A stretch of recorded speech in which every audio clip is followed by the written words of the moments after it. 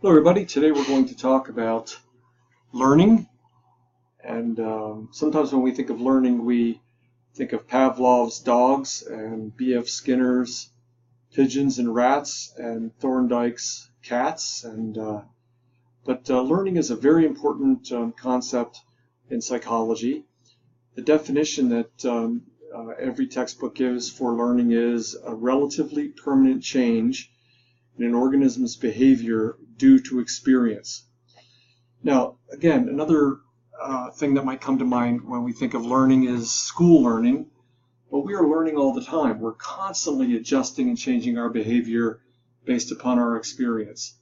In fact, I would go so far to say that you can't not learn. By virtue of experience, we're always changing, and even old dogs do learn new tricks very, very slowly. Now, when we talk about learning, another word we often use is conditioning. So in the understanding of learning, there really are different ways in which this learning takes place, and the technical term is conditioning. But every time you see the word conditioning, if you just substitute the word learning, if it's confusing, they're essentially the same thing. Now, how do we learn? Well, we basically learn to predict events that happen on the basis of experience that A seems to happen right before B happens. Our experience is constantly putting events in proximity to each other, and we connect A with B, and so when A happens, we learn that B is about to follow. We also engage in all kinds of activities and actions, and when those actions have consistent consequences, we learn. Don't put your finger into the little hole in the wall because you get a shock. It doesn't take most of us long to learn the strong association between our actions and the consequences. And then a third way we learn from experience basically is by watching what happens to other people. We can watch people live or situations live, and or we can watch on movies or on television. We see in a secondhand way the consequences that happens to other people's behavior, and so we're smart enough to infer that if I do that, then those consequences are going to happen to me.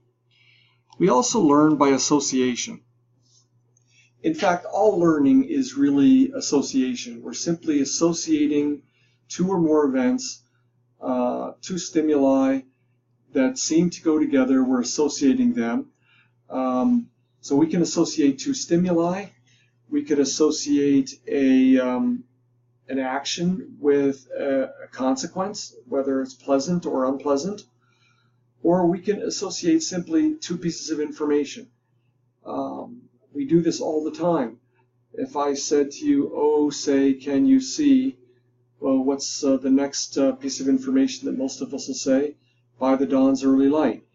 They've been associated repetitively, and so most of us at least can get the first two lines of the Star-Spangled Banner. I want you to get this in your head. All learning is simply association. That's all it is. I'm associating two stimuli. I'm associating a behavior and a consequence. I'm associating information. Any association is by definition learning. Now, as I said before, learning and conditioning are parallel from each other, and we really have three types. The first is what's been called classical conditioning.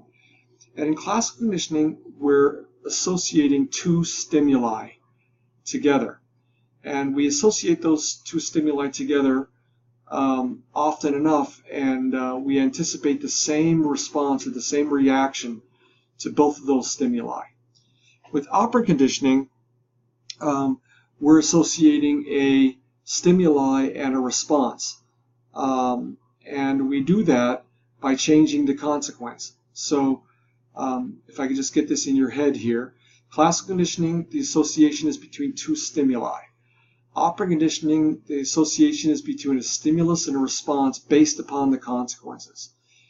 And then the third type of learning has to do with our brains, cognitive learning, which is through observation, through information, through reading, and indeed, what is college but the attempt to learn, associate, if you will, by virtue of listening and practicing and reading and so on and so forth, taking tests.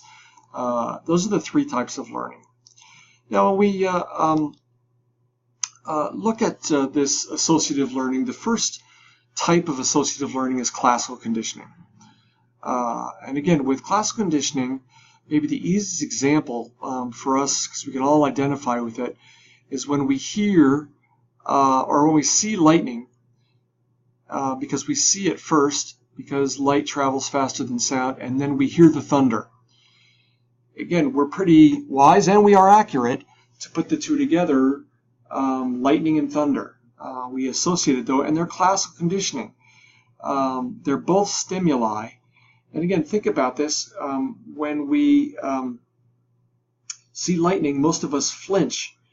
I don't know if it's because we're afraid of getting hit, but I think most of us learn to flinch because of the big boom, the big sound that we inevitably know follows. So if you associate thunder and lightning together, we tend to flinch in the same way. In other words, our response tends to be the same. So with classical conditioning, essentially what we have here is a different stimulus, lightning versus thunder, but the same response, a flinch. So the association is really between two stimuli, lightning and thunder. It's the same response, it's a flinch. That is the essence of classical conditioning. See the lightning, see the thunder, they associate the two, and then we begin to flinch in response to both. Now, operant conditioning is a little bit different. The association here is between a behavior and a response. And how do we draw those connections? By the consequences. And we do this with children. We tell them, again, most parents want to teach their children to be polite, and we want them to say please, and then so what do you say? Please, and the child again says please, and we immediately give them the cookie. The cookie becomes a reinforcer to the response that most parents want, which is a politeness, asking please.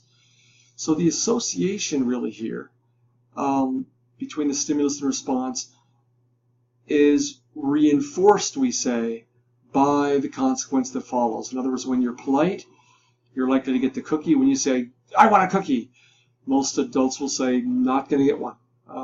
You're not going to get a cookie if you ask that way. And this is how we, as the terminology goes, shape positive social behavior as opposed to negative behavior, because most parents are going to positively reinforce positive behavior, politeness, as opposed to not reinforce or maybe even punish impolite behavior or demanding behavior. So the operant conditioning is the association of a stimulus and a response as a function of the reinforcer. So with operant conditioning, what we get here is a different response. The stimulus is the same. Do you want a cookie? Do you want a cookie? The response that we initially get, do you want a cookie? Yes, give me one. We don't want that response, so we do not reinforce it. In place of it, we say, do you want a cookie? Yes, please, mother, could I have a cookie, please? And we give the child the cookie, and essentially what we get is this association between a stimulus and a response. Now, most parents want children to be polite, not only when they're around and saying, well, what do you say, but when they're over at their friend's house or they're at school. And the idea here is if we make a strong enough association between the stimulus and response, that the child then generalizes that to other situations. So that's the essence of operant conditioning. Now, cognitive learning, I'm just going to say a little bit about this, simply is the way we learn things, not through direct classical or operant effects, but rather in a secondary way, by observing other people's behavior, by reading about what happens, by watching on Netflix or on YouTube what happens. And so those are all observational learning, what we call it. And clearly we have the amazing capacity of language in an even more removed scenario to read about something happening. And then not even directly, but to slowly learn and infer that there are general principles in life, and if I want things to go well with me, I do X, and if I don't care, I do Y. So cognitive or observational or secondary learning is simply a way of describing much learning that takes place. Indeed, we don't have time to directly experience everything we learn, but much learning that takes place as a way of a secondary or tertiary experience. Now, just a little bit of history here. In the beginning of the research on learning, clearly human beings have been around for quite a long time, and certainly people learned about learning. It's not like Pavlov or anybody else invented it.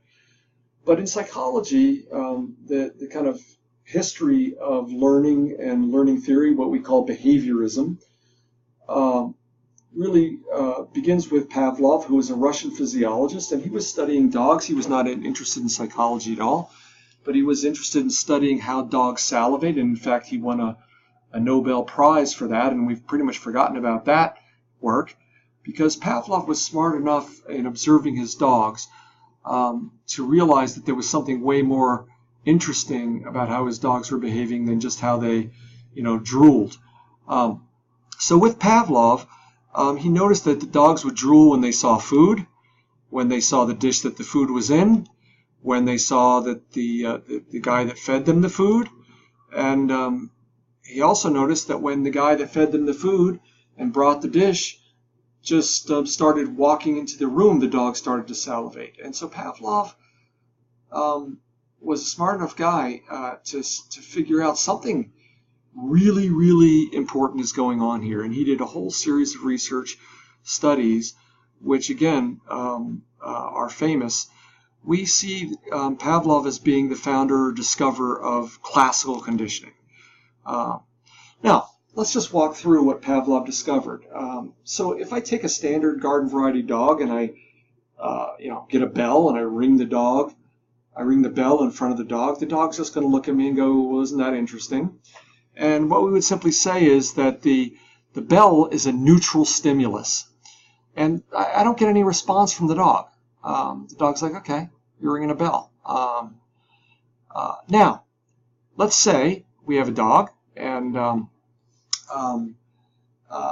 we basically bring a plate of dog food to a hungry dog. Well, the dog food is going to be what we call an unconditioned stimulus. Dogs do not have to learn or be conditioned to want to eat food. That's a natural thing. So we say it's unlearned simply because when you're a hungry dog, as a puppy, you don't have to take lessons about satisfying your hunger. No, it's learned. So initially, the dog food is an unconditioned stimulus, and the dog salivates. We call that an unconditioned response because, again, it's not learned. Dogs salivate normally, naturally, when they're hungry in response to food. It's their body, their brain triggers the salivary gland to release spit, saliva, drool, and to get the dog ready to eat the food. Okay, so we have a neutral stimulus which causes no response. We have an unconditioned stimulus which causes an unconditioned response. And what Pavlov did then is then put those two together. So what he would do is he would pair the neutral stimulus and he would put it with the unconditioned stimulus a couple of times, 2, 3, 4, 5 times. And then the dog would salivate the first time. Okay, so the dog salivates, unconditioned response to the unconditioned stimulus. But what we're doing is we're associating a second stimulus. Remember, classical conditioning is the association of two stimuli or more. So we put them together once, then we put them together twice, We put them together 3, 4, 5 times, and then what happens here is we get an association between stimulus number 1, the unconditioned one, the dog food, and stimulus number 2 now, the bell, which is now the conditioned stimulus. It was formerly the neutral stimulus. And now the dog salivates, not in response only to the food, but in response to the bell. The bell now, because of its close association with the food, causes the dog to salivate. Ladies and gentlemen, that is the essence of classical conditioning, and so much of what we learn as children, as adults, is simply this kind of association of two stimuli several times, a bunch of times, so that the second stimuli, and we can have a third and fourth and fifth stimuli, causes the response.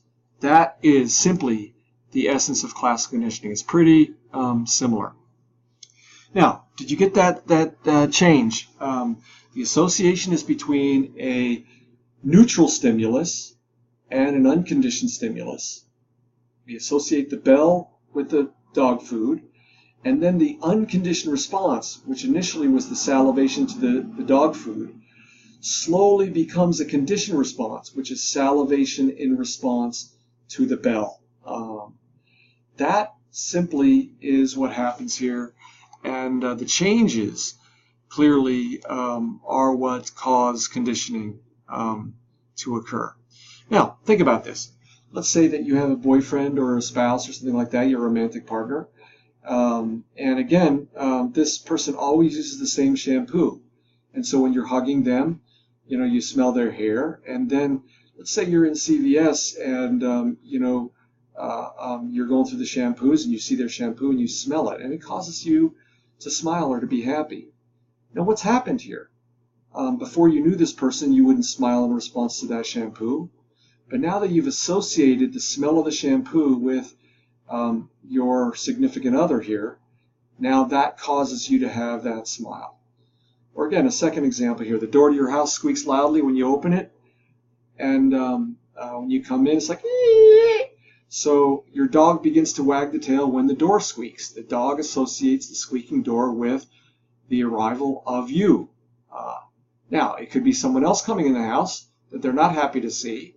They may wag their tail for a second, and then when they see it's a robber, they attack and bite. Or a nurse has to give you a shot and they say it won't hurt just before stabbing you with a needle. Well, next time you hear someone say it won't hurt, what do you think? This will hurt. This definitely will hurt. So you flinch.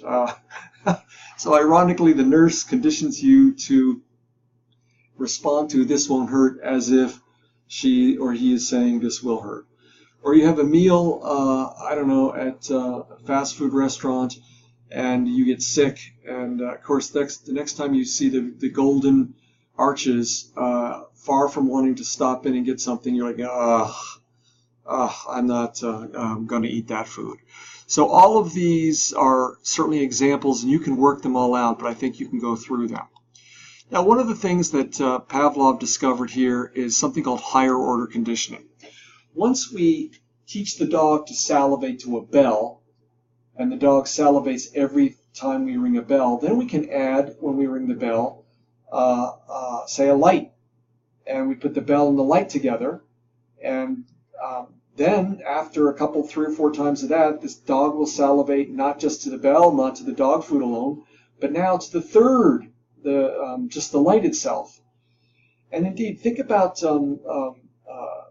what any good restaurant, let's just take McDonald's since we talked about the golden arches. McDonald's wants you to have tons and tons of associations in the environment with their food. So if you watch a McDonald's advertisement, there'll be a song. They used to have, Ronald McDonald, a clown, and they used to have, the burglars, McBurglar, or some of you are too young to remember these things. They used to have these cousinette kind of things, these little, hairy things.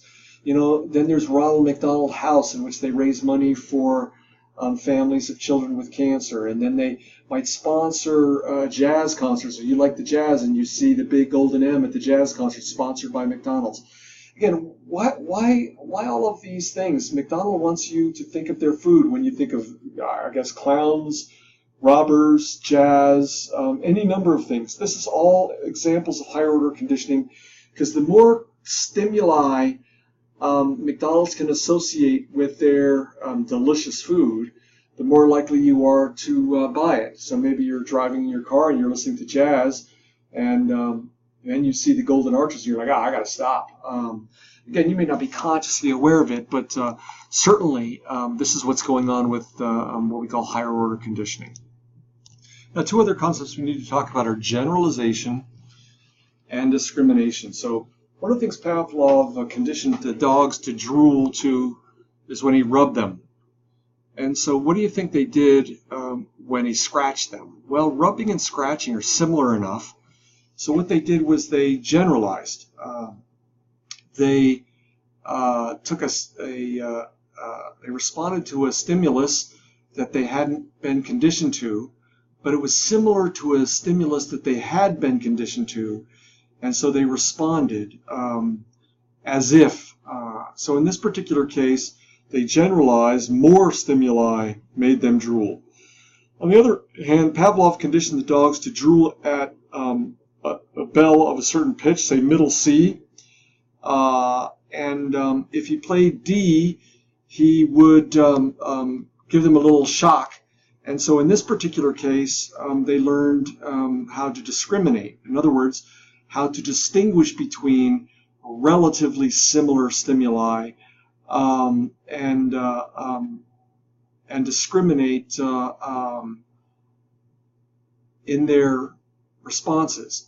You and I do this all the time. So for instance, if I could give you an example of discrimination, if I was to hand you a piece of money, well, it's a green oblong piece of paper with some dead white guy, a president or somebody.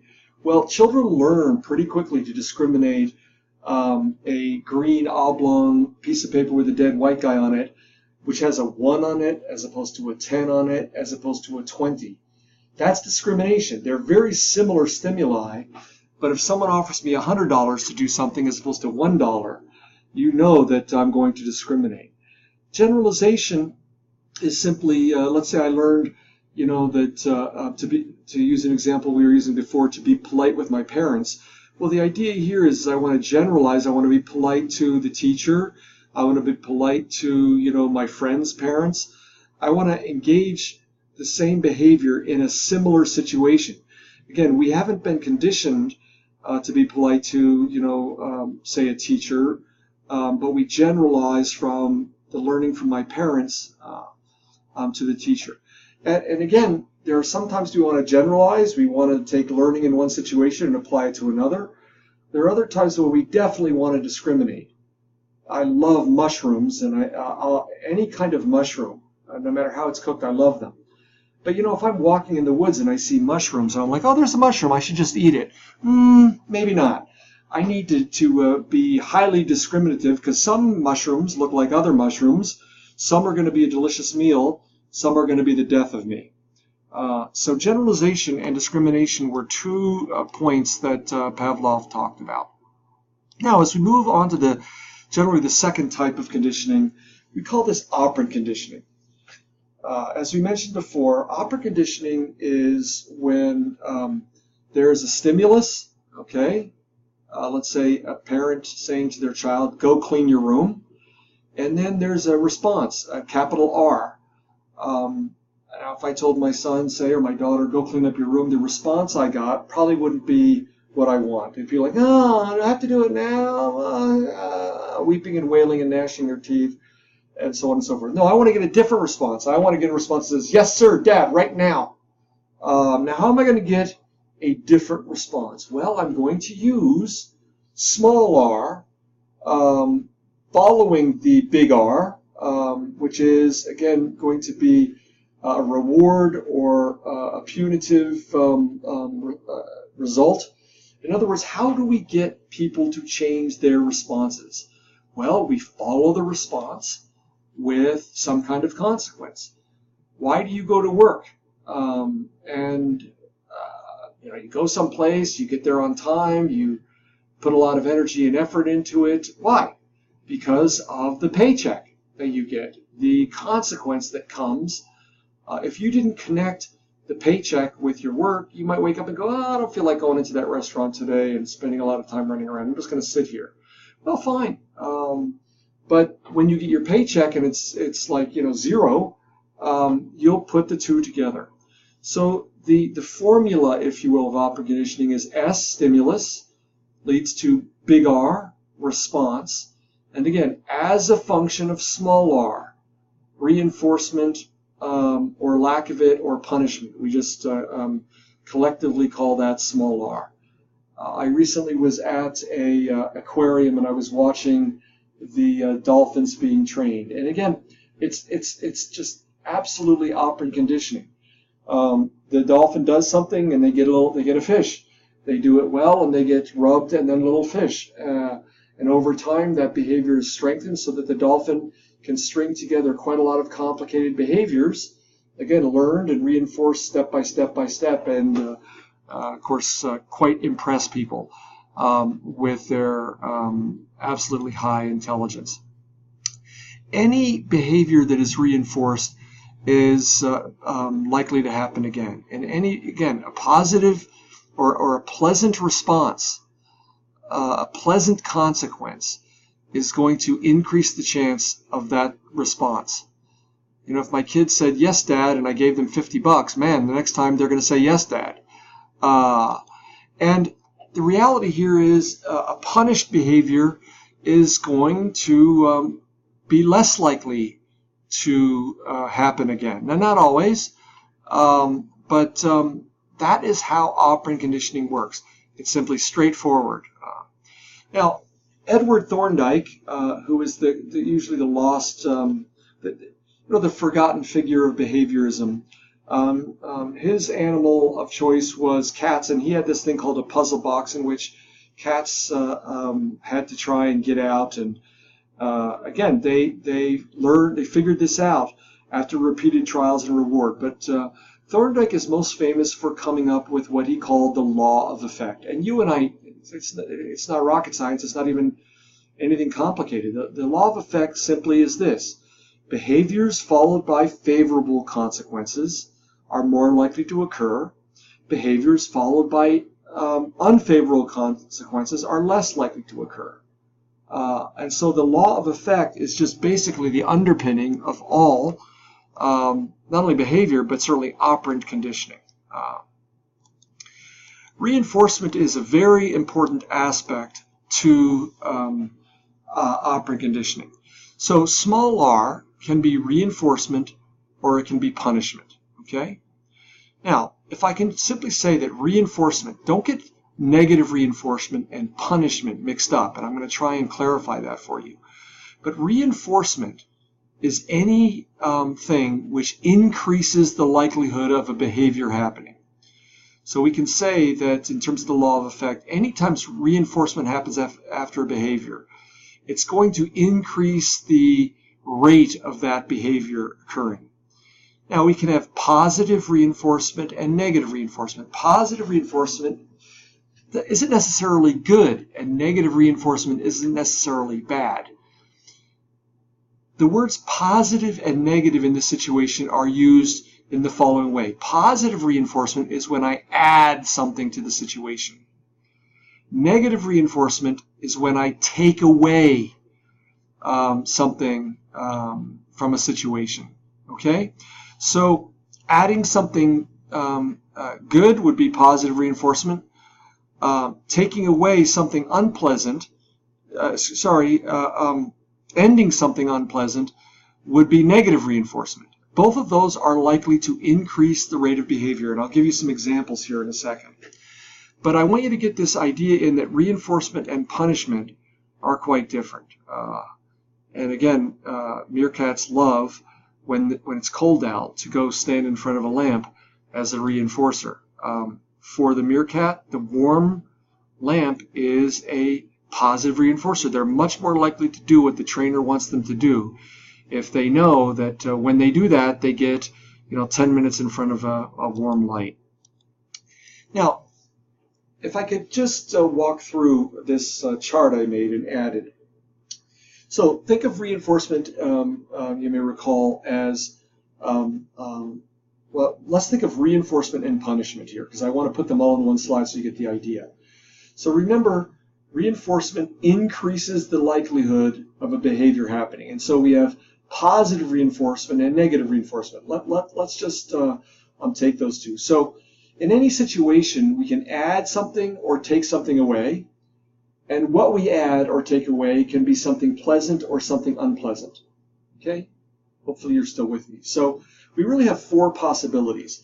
Positive reinforcement is when we add something pleasant, and again, because it's reinforcement, it increases the likelihood that the behavior will happen. The rate of behavior goes up.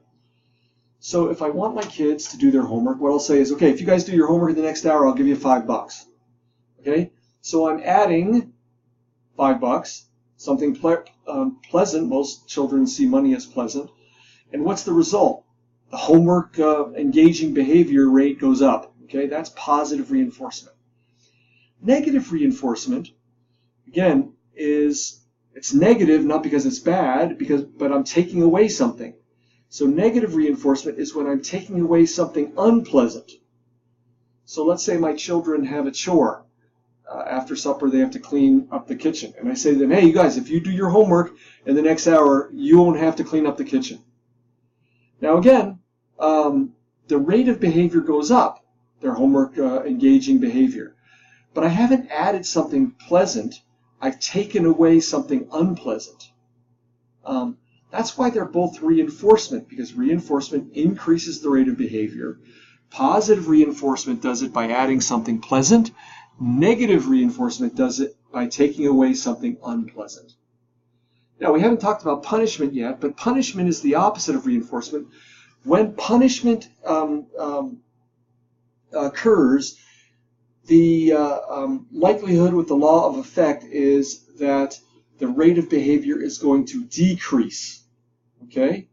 So punishment, unlike reinforcement, decreases the rate of behavior. And there is negative punishment and positive punishment. Okay? Positive punishment would be when I add something unpleasant to the situation to decrease the rate of behavior. So for instance, if you are pulled over and given a ticket for speeding, that's positive punishment. Now, it's not positive in the sense of like, oh, I'm so glad I got a ticket, but something is added. A ticket is added to your situation, and maybe even some points. Now, what's the goal of that ticket? Is to decrease the rate of your speeding. The idea here is that if you get a ticket and you have to pay a lot of money, you will slow down. The rate of behavior decreases. Negative punishment is when something pleasant is removed from the situation. Remember, negative isn't bad necessarily, although this example is bad. It's simply I take away something, and in this case I take away something pleasant. So if you or someone's been drinking and a police officer pulls you over and you get your license taken away, most of us would consider having a driver's license a pleasant thing. That is removed from your situation. And again, what is the goal here? Is to reduce or completely get rid of any kind of driving behavior after you or someone's been drinking. If I could just give you two more examples of positive punishment and negative punishment with children. If I say to my kids, hey, I have two kids and they're fighting. And so I say, hey, if you kids don't stop fighting, I'm going to spank you. Okay? That's positive punishment, or the threat of positive punishment. I want to reduce their spanking behavior, so it's punishment. I'm going to add something unpleasant, namely a spanking to their situation, the threat of a spanking situation, to reduce their rate of behavior. Now let's take another example. Let's say my two kids are fighting, and I say, hey, if you guys don't stop fighting, no SpongeBob for you. Okay? So if my kids, as my kids did when they were younger, they would watch SpongeBob in the evening after they took a bath. And so if I want to get them to stop fighting, and so I threaten to remove something pleasant, namely half an hour of SpongeBob SquarePants. That's another example of negative punishment. So positive and negative reinforcement, positive and negative punishment. Remember, positive is when we add something, negative is when we take away something. Reinforcement is the increased rate of behavior, and punishment is a decreased rate of behavior. I hope that all makes sense. Now let's just take for a second money. Why is money so important? And this is another principle that we have to think about. When we look at all the possible reinforcers that are out there, we have to divide them up to two groups, what we call primary reinforcers that have to do with basically meeting our basic physiological needs. So oxygen, food, sleep, these are really important to us, and they're primary because they really relate on some level to our physiological or psychological survival. Secondary reinforcers are all other reinforcers, and they get their power by their connection or their association with primary reinforcers. Now think about money, these round pieces of metal and these pieces of paper, mostly in the form of oblong. And American money is always green, but if you go elsewhere in the world, it's different colors. Why is money reinforcing? Well, it's not that we want to do a lot of, that we'll do a lot of things to get pieces of paper. I could just rip up notebook paper, paint it green and hand it out, and no. It's because money particularly is associated. I can buy food with money. I can buy a house to live in with money. I can buy a bed to sleep in with money. I can buy, so there are primary and secondary reinforcers. And so money or praise or getting a promotion at work in which I'm, promoted from, assistant, widget maker to associate widget maker. Why is that reinforcing? Because I have prestige. Now, I can't eat prestige and I can't pay the rent with prestige, but prestige is connected very often with power. Power is connected with resources. So reinforcers power to increase or decrease the rate of behavior, or punishment's power is associated with how close it relates to a primary reinforcer. Now, as a parent, I could certainly threaten my children to starve them to death, or if they didn't, take a bath or didn't clean up their room. That wouldn't be very effective because, quite frankly, I could only use it once. Secondly, it's overkill, right?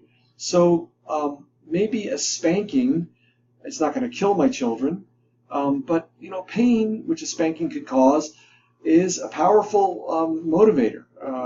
And indeed, most of us know that we avoid pain not only because of the experience of it, most of us see it as a negative experience, but pain is associated with things that not only harm you but can kill you.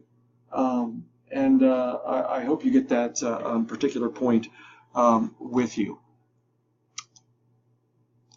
Now, how often should we reinforce? Well, Skinner and Watson, some of the others you'll read about, simply did all kinds of research to find out, do we reinforce every single time a behavior happens, or do we come up with what Skinner calls schedules of reinforcement?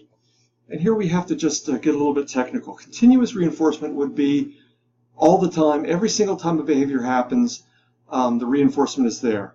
Partial or intermittent reinforcement would be that we reinforce every once in a while, but not every single time. Again, they both have their strengths and weaknesses. As you might think that whenever you want to first teach a child or your roommate or your spouse or somebody to do something, we tend to engage in continuous reinforcement. We want to make sure there's a connection between the reinforcement and the behavior. But then once that connection is made, ideally we don't reinforce all the time. So, for instance, if I wanted to teach my children to be polite, to say thank you and please, every time I see them saying thank you and please, I reinforce them. But I can't follow them around the rest of their life. And, when they're 30 and they're at work, and I can't be there to say, what do you say? So we engage in what's called partial or intermittent reinforcement. And basically, there are several ways we can do this. Now, the difference between fixed and variable is a fixed reinforcer would be every fourth situation, or every 10th. In other words, it's fixed into a pattern. Whereas where intermittent would be on average every fourth or every 10th. In other words, maybe you do it the second time, and then the sixth time, and then the third time, and then the fifth time. Fixed would be every fourth time on exactly. Intermittent would be that there's, variable would be that on average it's every fourth or fifth or sixth time. Then there is interval. Interval schedules of reinforcement have to do with time. And then behavior has to do with the ratio schedule.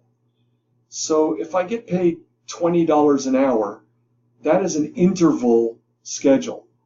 And it's a fixed interval. 1 hour, $20. Second hour, $20. Third hour, it's based upon time, not behavior. When I was in college, I worked at a Lazy Boy chair factory, and I got paid, to make chairs. And I got paid a certain amount for every chair I made.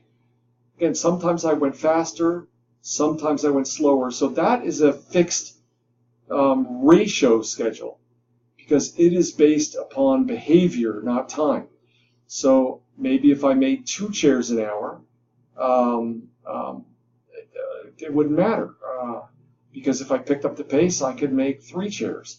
Whereas the time, it's no matter how much work I do in an hour, I'm still getting paid the same amount. And again, think about this. A rat gets food every time that rat presses the lever, every third time. What would that be? Yeah, it would be fixed ratio, right? Because it's fixed every third time. Ratio, it's based upon behavior. Getting paid weekly no matter how much work is done. What would that be? That's going to be fixed interval. It's I get paid for a certain amount of time. Sometimes I slack off. Sometimes I work hard. Getting paid for every 10 boxes you make. Again, fixed ratio. It's the boxes, not the time. I may make 50 boxes. In an hour, I make 5. Hitting a jackpot on a slot machine. Okay, now think about that. What do you think that is? Variable, obviously, because the slot machine doesn't, it's not going to be fixed, right? It's going to be variable. But is a slot machine based upon time or behavior? It'd be behavior, so it's variable ratio. Winning the lottery, winning sometimes on the lottery, now that could be, again, you have to buy the lottery ticket, that's behavior. But since lotteries are done every day, that also could be time. In other words, I have to both buy the lottery ticket and wait for a day to pass before winning the lottery. Checking your cell phone all day and sometimes getting a text. Okay, so if you have a relationship with someone and you really, really love getting texts, well, you might check your cell phone a bunch of times. Now, does that come? Do you get a text every 7 times you check your phone? No, it's going to be variable, and it's going to be interval. Texts come, 1 every 10 minutes, 2 in 5 minutes, and so on and so forth. Now, it's certainly based upon the behavior of the person that texts, but with you receiving the text, you're getting that text is not, checking the phone is, again, it's behavior, but there's a time element there. And again, buying 8 pizzas and getting 1 free, that would be, again, fixed ratio, because you have to buy the 8 pizzas, there's behavior, and every when you get free. And so on and so forth. Fundraising averages 1 donation for every 8 houses, it's going to be variable ratio. And in this one, variable ratio, sometimes parents give in, sometimes they don't. The reality here is that all of our behavior, all of our operant behavior is going to be interval or variable, and it's going to be fixed or ratio. Clearly, those are used in different situations. Let's just talk about punishment for a second. We already talked about negative punishment and positive punishment. Remember that unlike reinforcement, punishment decreases the likelihood that the rate of behavior will increase. So positive punishment is when we're adding something unpleasant. Negative punishment is when we're taking away something pleasant. Punishment is one of those things, and you'll read about this in your textbook, that works. We wouldn't use punishment if it didn't work. But the problem with punishment is that while it works, very often if you use punishment alone, there are all kinds of side effects that punishment has that makes it, over the long term, a less beneficial way to train or to get someone to learn. Indeed, reinforcement does tend to have a better track record over time and almost no side effects or almost no negative consequences. Whereas punishment will work, and it will work in an immediate situation.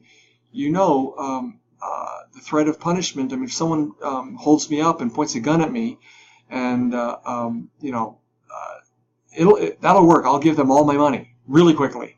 No questions asked. So punishment will work, but of course there's side effects in terms of the punisher, and I'll let you read about that in your textbook. So to summarize, positive reinforcement, adding a positive stimuli. Positive punishment is when you add a stimuli, get spanked. Negative reinforcement is when you remove something unpleasant, and negative punishment is when you remove something pleasant here. So one, in terms of the outcomes, increases the rate of behavior, strengthens it. Punishment tends to reduce the target behavior, namely reduce the amount. Now, by way of summary here, learning is extremely complicated, and while we have the historical foundation that we inherited from Pavlov and Thorndike and Skinner and Watson, psychologists have discovered more and more that learning is we're not rats. As the song goes, despite all our rage, we're not just rats in a cage. Human beings are extremely complicated, and while the learning principles that we can discover with cats or dogs or rats or pigeons applies to human beings, we do have to point out that studying learning among human beings has some other factors. And again, we all have genetic predispositions. We all have a biological background. We all have psychological influences on us, not only in terms of our previous experiences, not only in terms of our belief systems, our expectations, our unique learning history in terms of generalization and discrimination, put all those things together.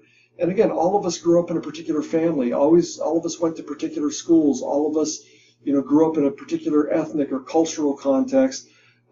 We learn that certain things are important. And so in studying learning, we can't be simplistic. We have to apply all of these things. And indeed we do. I think most of us are relatively reasonable that just because you offered me money to do something doesn't necessarily mean I'm going to do it. I may say, well, no, I can't do that. That's wrong. Or I prefer not to do that because my mom is going to be mad at me. Or there are all kinds of factors that mitigate reinforcement, punishment, and our associations. And indeed, we have to point out that there are all kinds of unconscious associations we make that we're not even aware of. So learning by way of conclusion is a very, very complicated thing. Thank you so much for your attention. It's been almost an hour here, and I congratulate you. I wish I could give you an M&M or pat you on the head and say, good girl, good boy. So you've made it to the end. I praise you, and I honor you, and you are awesome. We'll see you in the next lecture.